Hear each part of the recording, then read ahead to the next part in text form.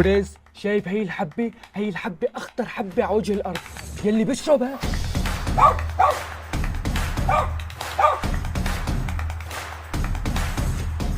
برنس. لك وينك يا برنس؟ هلا شربتها شو صار يعني؟ برنس إذا أنت هلا عم تسمعني، هي الحبة اللي شربتها رح تخليك مخفي طول حياتك وما رح تظهر أبدا. ولك دخيلك بلا هالحياة اللي بلا طعمة، هيك باكل شو ما بدي وبشرب شو ما بدي وبشوف شو ما بدي.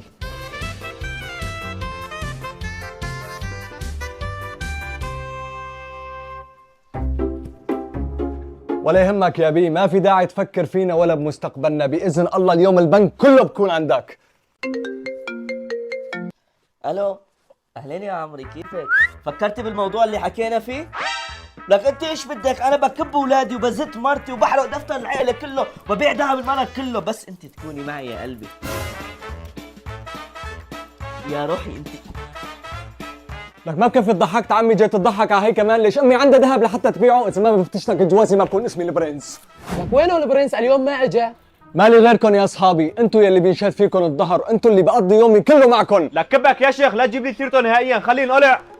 لا يا كلب عم تحكي علي؟ لك مو مشان شي، عم نضحك عليه ومشان مصلحة. انا ما اضحك يا كلب، لك الحق مو عليكم، الحق على اللي ماشي مع هيك شكيلات يا كلاب.